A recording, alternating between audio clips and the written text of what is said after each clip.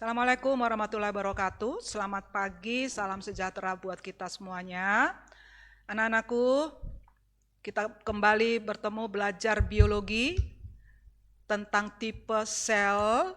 Tapi sebelum kita lanjutkan, Ibu berikan kesempatan buat kamu untuk berdoa dulu. Nanti jangan lupa isi absen ya. Silakan berdoa anakku.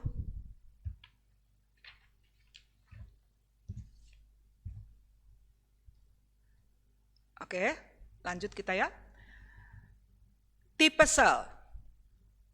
Tipe sel makhluk hidup ada dua, yaitu sel prokariotik dan sel eukariotik. Ya, pro, ya, cikal, bakal. Tapi kalau di sini bukan cikal bakal, ya. Pro dalam hal ini adalah bentuk yang tidak jelas. Kariotik ini inti sel. Ya. Nah, jadi kalau ini eukariotik bentuknya membentuk membran inti selnya jelas. Ya. Jadi ada dua. Kita lihat ya. Ini adalah sel eukariotik. Tadi kan ada kata-kata eukariotik, prokariotik. Berarti kita langsung fokus ke kariotiknya, ke inti selnya. Di sini kalau eukariotik, ya, ini jelas membran inti selnya. Ya, jelas membran inti selnya. Ini contohnya pada makhluk hidup yang multiseluler, manusia, tumbuhan, ya. Tetapi ada juga sel yang bersel satu. Ya, ada juga sel yang bersel satu, contohnya adalah alga, ya, itu dia sudah mempunyai membran inti sel. Ya. Nah, itu yang eukariotik. Jelas membran inti selnya. Karena jelas membran inti selnya, maka DNA-nya itu ada di dalam inti sel. Kemudian dia mempunyai nukleolus dan lengkap mempunyai organel-organel sel. Ya, ada sitoplasma, ada protoplasmanya. Ya, itu kalau eukariotik. Ya. Nah, bedakan dengan gambar ini. Ya, ini adalah gambar sel bakteri. Perhatikan ada nggak di sini inti selnya? Bakteri ini tidak mempunyai, dikatakan tidak mempunyai inti sel, ya, karena membran intinya itu tidak jelas, sehingga dikatakan dia tidak mempunyai membran inti sel. Sebagai penggantinya, ya, dia mempunyai yang disebut namanya nukleoid, ya, nukleoid bukan nukleus, ya. Nah, di dalam nukleoid inilah terdapat materi genetiknya, DNA-nya tersebut. Ini sering salah anak-anak ya.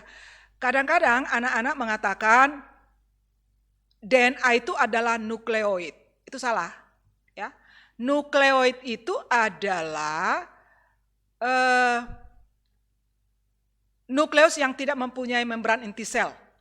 Jadi sebenarnya dia tidak mempunyai nukleus, tidak jelas, ya, tidak jelas membran inti selnya. Sebagai penggantinya daerahnya lah ini. Daerahnya disebut namanya nukleoid. Oke. Nah, jadi karena dia tidak mempunyai nukleolus, ya, tidak ada nukleolus, tidak ada nukleus, maka DNA-nya itu berada posisinya di nukleoid ini. Ya, dan bentuk daripada si DNA itu melingkar seperti ini. Ya. Oke, satu lagi, dia mempunyai plasmid. Ini DNA plasmidnya. Karena dia tidak mempunyai nukleus, berarti dia tidak mempunyai nukleoplasma. Jadi istilah protoplasma tidak ditemukan pada bakteri. Yang ditemukan adalah istilah sitoplasma. Jadi cairan selnya disebut sitoplasma. Kalau eukariotik kan dia mempunyai inti sel. Cairan yang ada di dalam inti sel ini disebut namanya nukleoplasma. Cairan yang ada di luar inti sel namanya sitoplasma. Dua-duanya itu disebut atau gabungannya disebut itu protoplasma. Karena si bakteri tidak mempunyai nukleus, maka cairannya hanya sitoplasma. Oke? Organ lain yang ada adalah ribosom. Ya, organ lain yang ada ribosom. Nah, selainnya yang keluar ini sama dengan sel tumbuhan, ya, ada mempunyai membran sel, ada mempunyai dinding sel. Oke, kita cari sekarang apa persamaan kedua sel tersebut. Saya buat gambarnya seperti ini. Ini adalah irisan, berarti dimiliki oleh eu dan pro. Yang sama dimiliki kedua-duanya adalah DNA, sitoplasma, ribosom, membran sel. Oke, kenapa Ibu tidak menuliskan di sini dinding sel? Karena sel itu kan ada juga sel hewan.